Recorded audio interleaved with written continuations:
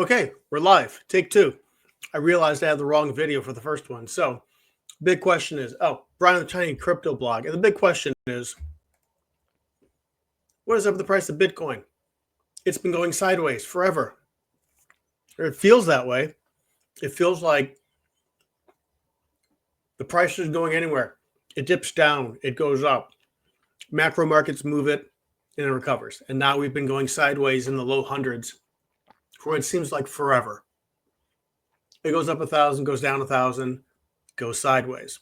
And we're seeing all these headlines talking about companies with Bitcoin treasuries. We see the tidbits about how in exchanges,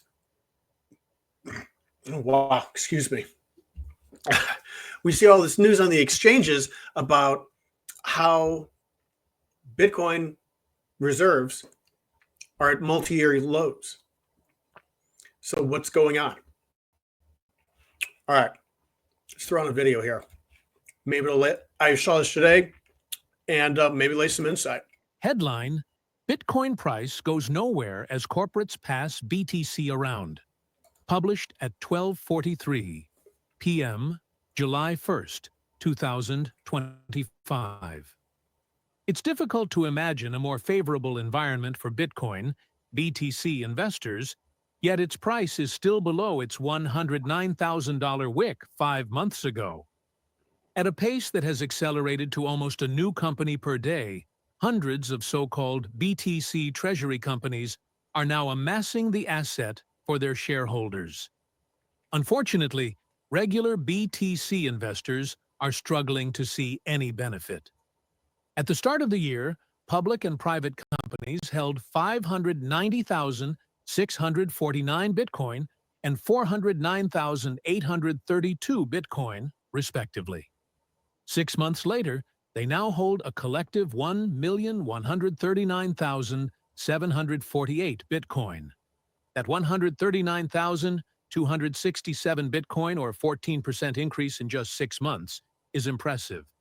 But it also illustrates the shifting market forces beneath the Bitcoin price. That figure, 1 million coins and change out of a total of 21 million, of which 3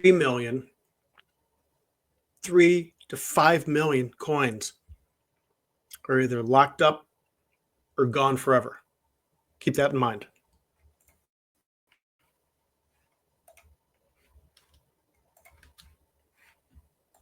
is in fact identical to the year-to-date rally of BTC itself.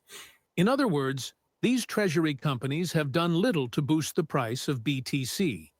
Lacking any catalyst for a rally from treasury companies, BTC investors are searching for an explanation as to BTC's crabbish behavior in 2025. Below are some of these partially satisfying answers. Bitcoin flowing from private to public. While BTC holdings at publicly traded companies skyrocketed 44% from 590,649 to 848,870, holdings at private companies actually declined 29% from 409,832 to 290,878. Indeed, during the first half of 2025, demand for BTC shifted in a profound way. Dominated by individual investors and their non-public companies for about 15 years, a new crop of publicly traded companies is rapidly displacing this traditional class of BTC investors. Consider the privately held and curiously profitable BitMEX. Its holdings have declined 5% from 54,652 to 52,020 in 6 months. Elsewhere, Stone Ridge Holdings, which really isn't that much. You'll see those things in a day's worth of trading, an hour's worth of trading. 10,889 Bitcoin have declined 8% to 10,000 today. In addition, the Tezos Foundation held 4,247 BTC 6 months ago, but only holds 2,903 today, a 32% drop.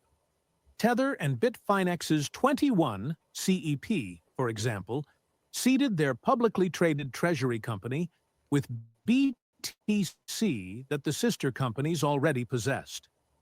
In summary, while public company executives dazzle Wall Street with press releases about their purchases for BTC treasuries, some of those BTC seem to be simply flowing from private companies. Needless to say, flows from private to public companies do not represent new demand. So there you go. We've got everything coming into, it's moving from old wallets. I was listening to TCFC today. They had James Check on, and something was pointed out was a lot of wallets that Bitcoin had been inactive on chain are moving after in the plus 6 months range. So we're at a price where people are starting to cash in.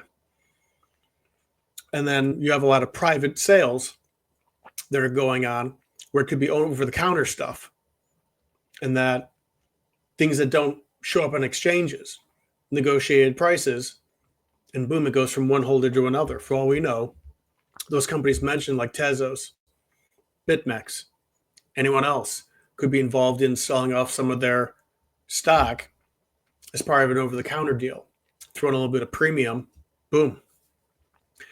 So I don't know if James Check does analytics,